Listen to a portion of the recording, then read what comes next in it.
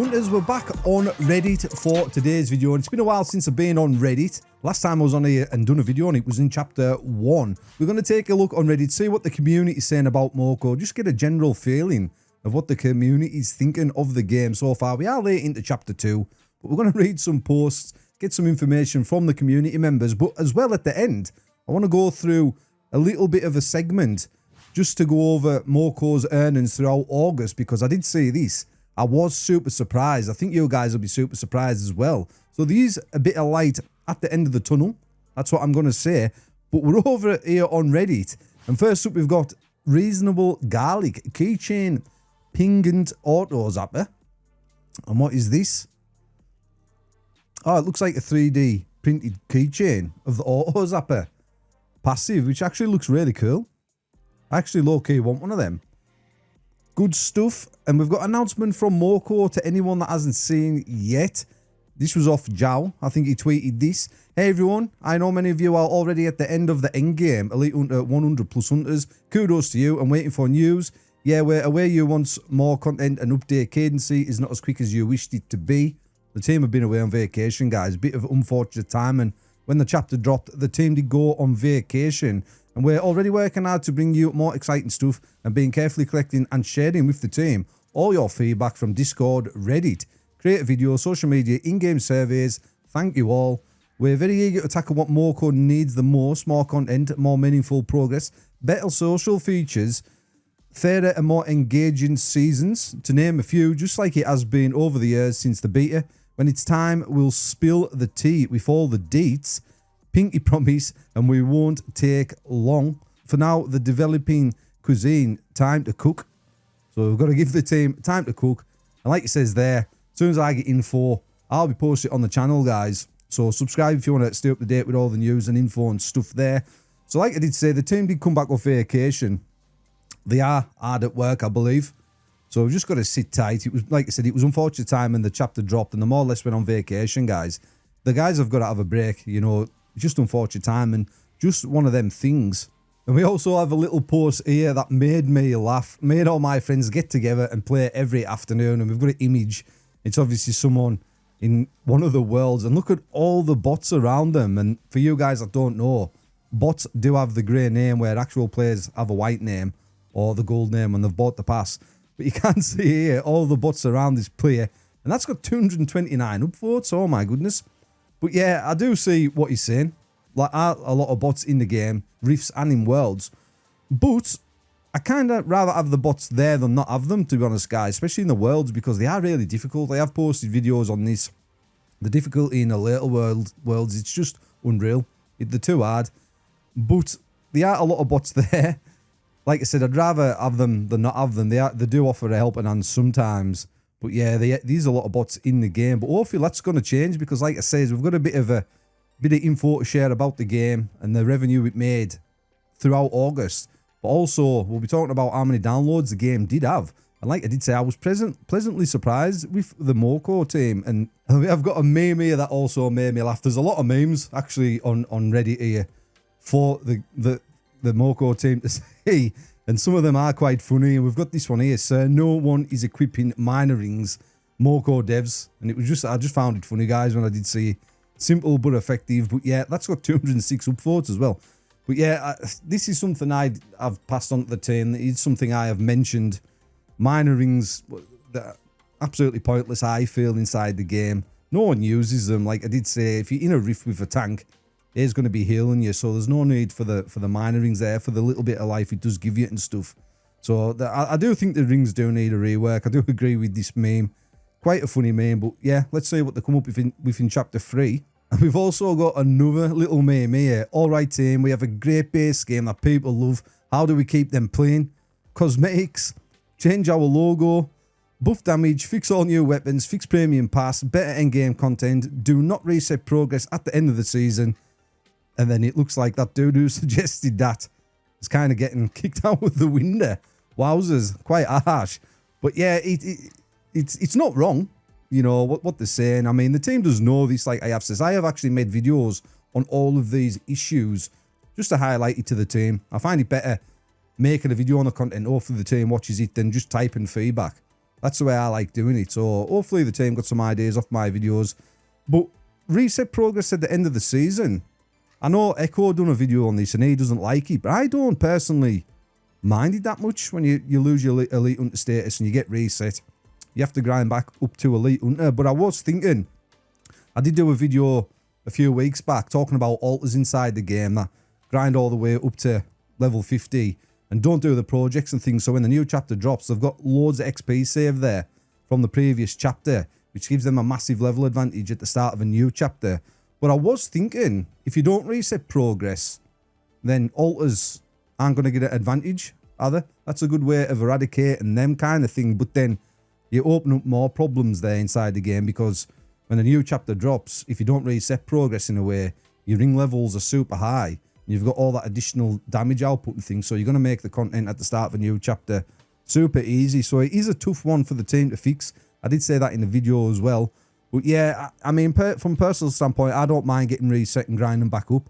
I like the grind, it's part of the grind, but I do see the frustration from the community with that.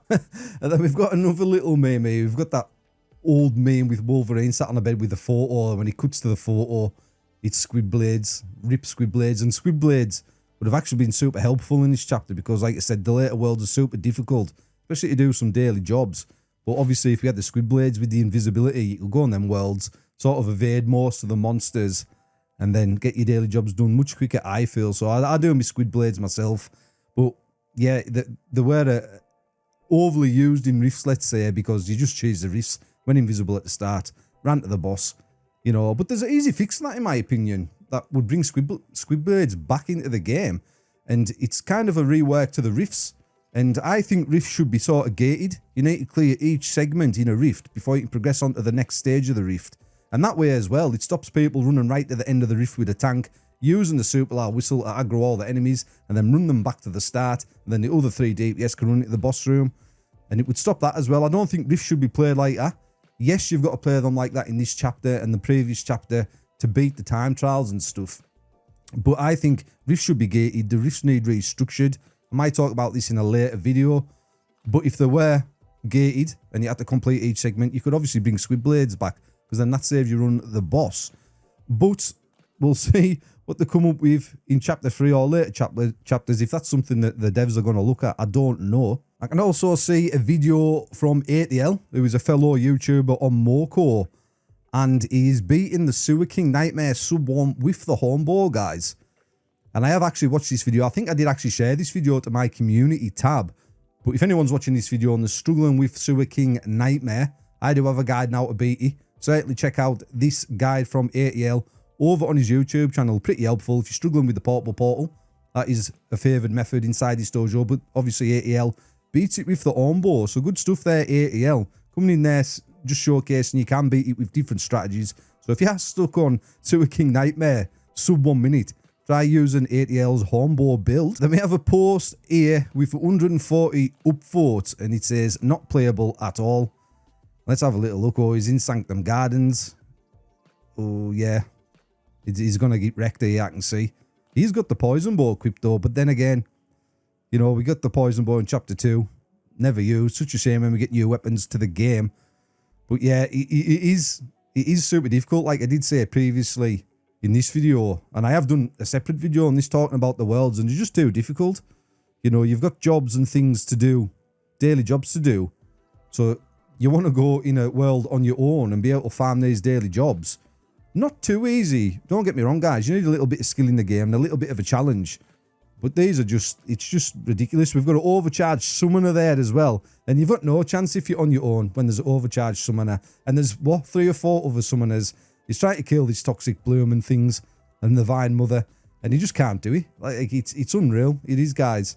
It's so hard in the later worlds. You've overrun by monsters. They're OP. It is really difficult. Like I did say, I did do a standalone video on it. The devs do know this. So hopefully we get some changes going forward. We have a post coming in from Jaw909. Can't believe this game is 1, a mobile game, and 2, free to play. It's insane. Don't know why there is so much hate on a game that doesn't lock people out behind pay windows.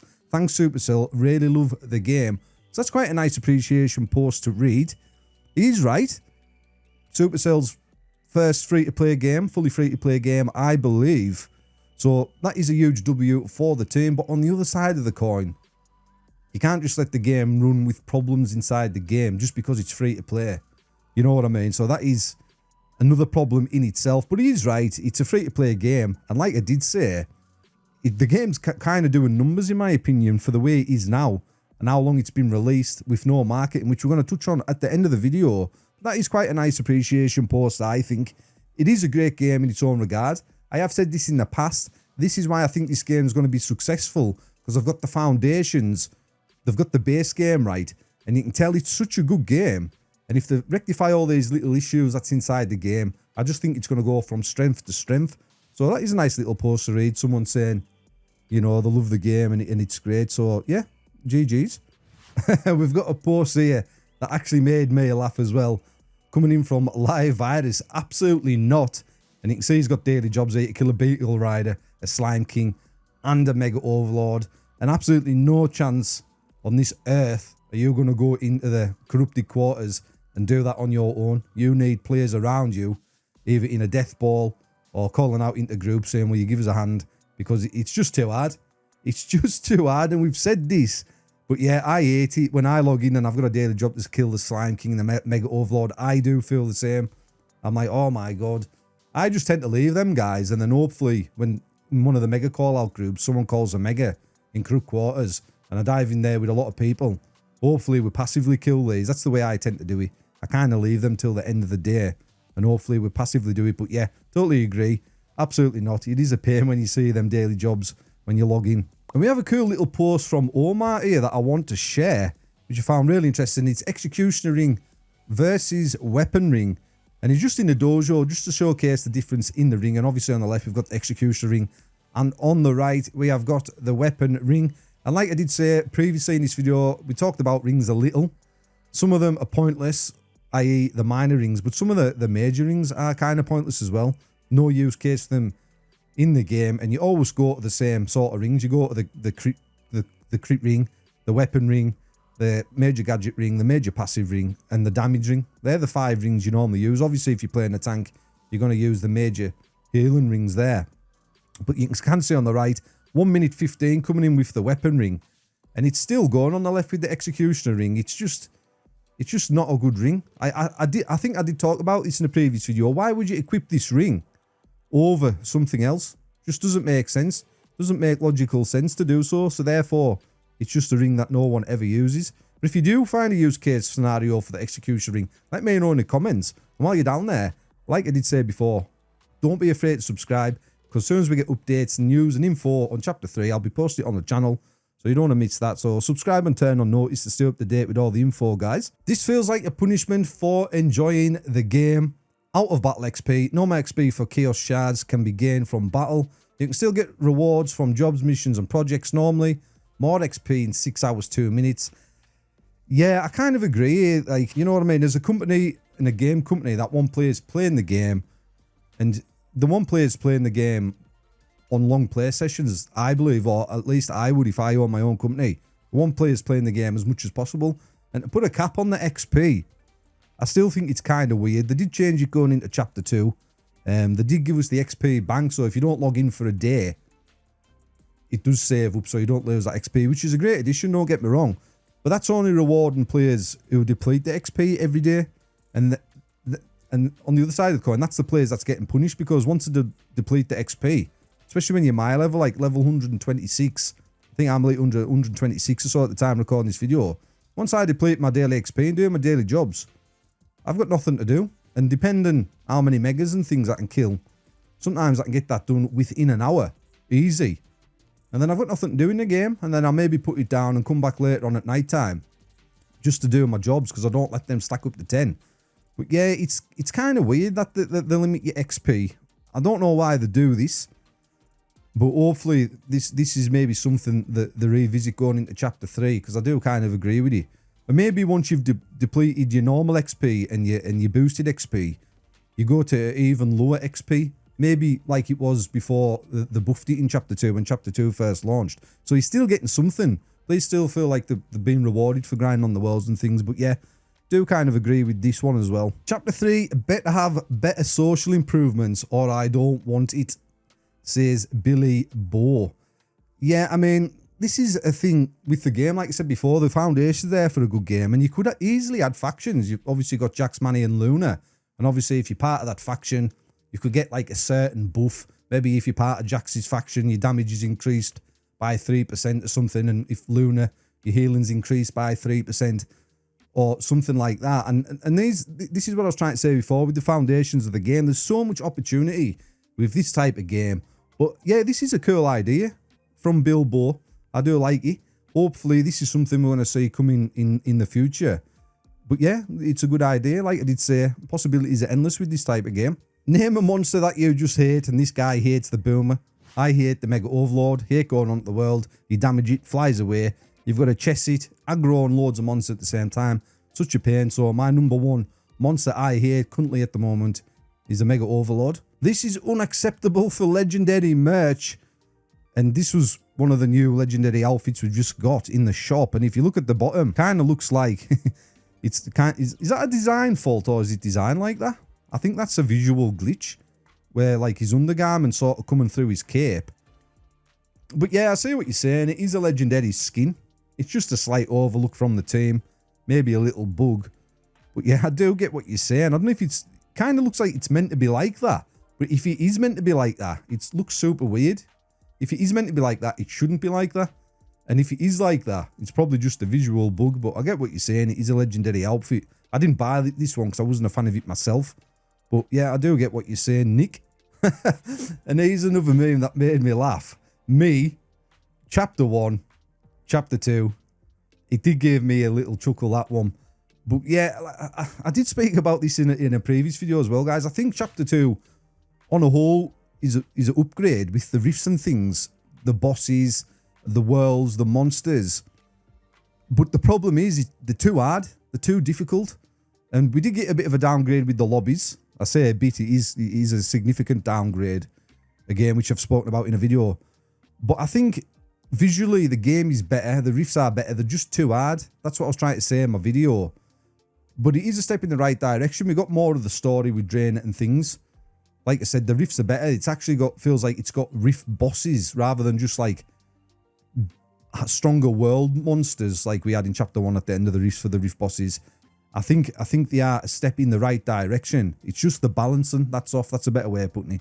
It's just the balancing that's off. But chapter 1, you've just got that OG feeling with the first chapter, haven't you? It was the same. I did make content on Clash Mini. It was the same with that. Like season 1 in Clash Mini, it wasn't the best season because it was unbalanced and it had issues. But it felt like the best season because it was kind of nostalgic and kind of OG. So I get what you're saying there. Comes Trell. I know this guy was in my stream not too long ago. Where am I going to get 12.50 now? Unscorches in Krupp Gardens, 12.50, and that is an absolute nightmare of a job to do. Totally agree. I'm pretty sure this was meant to get nerfed.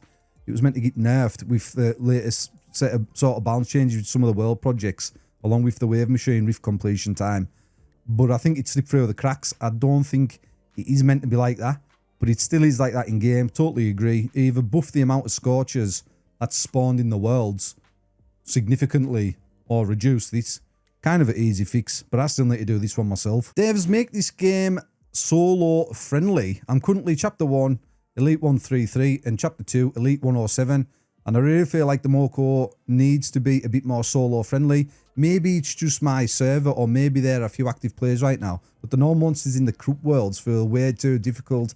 You're not on your own, my friend. I have made a video on this as well, talking about it. The team does know it is really, really hard. One of the things I loved about this game was that when I felt casual, it felt casual and fun. But lately, I'm spending 30 minutes just to finish 2 daily projects. It feel like a grind instead of something enjoyable. And it's just, it's like I wouldn't mind if it was spending 30 minutes doing 2 daily projects. But it's the fact that you just die repetitively in the worlds trying to do them. That's the annoying part.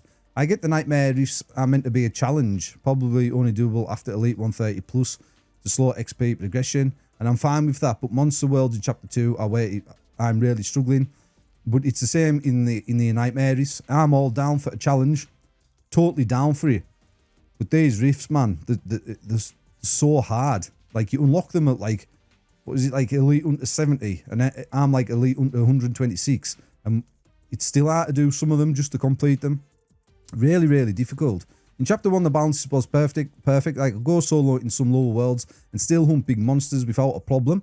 Now, even at elite 108 in chapter 2, I can't solo any boss in lower worlds. I've basically given up on rifts and dojos, but I wish monster worlds could be tuned so solo players can still enjoy them.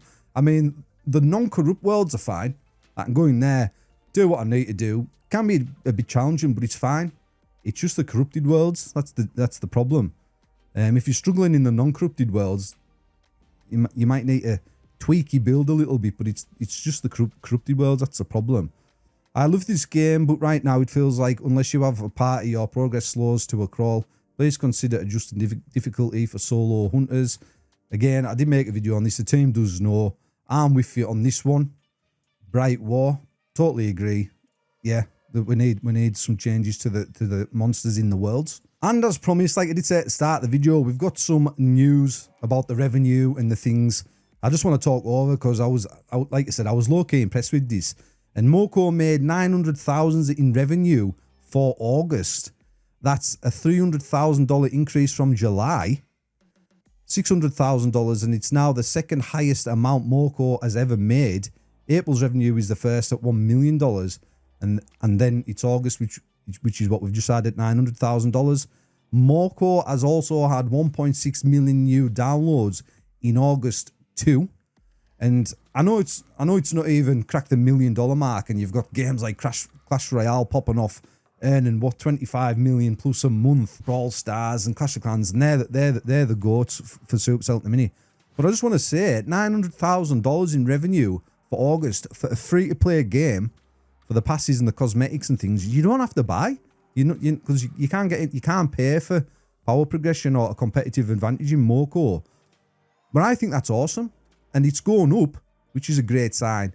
And I think it's great because they haven't really done any marketing on the game to advertise it. Yes, these ads rolling out now, they're a bit niche. I think they're working on, or maybe there's some out there now that are a bit better. But we did have some niche ads, but it hasn't had the sort of marketing campaign Supercell normally goes with for new games to advertise the game, to get players in. But it's going up, and I think this is great news, and I think this is a good indication for the game, especially with it being 100% free to play. I was actually blown away by this, and I think it's great. I think it's great for the game. They're going in the right direction. They just need to fix these issues that we've highlighted, talking about in some of these Reddit posts. And like I say, I've done plenty of videos on them. And Moco has 1.6 million new downloads in August. That's great. So we've got new players coming to the game. And the more players we get, the less bots we're hopefully likely to see in rifts and in the worlds. And we actually get more players inside the game. So for me, there wasn't too much to complain about on Reddit. I did categorize it from like the top posts over the last month, the most popular things. And there wasn't too much to write home about there. Just things we know about. Endgame, difficulty in worlds and stuff that I've talked about in videos and stuff. But really pleased personally with how the game's looking in terms of revenue and players downloading the game for August. It's going up, which is a great sign. Obviously when they market the game, I think that's going to go up even more.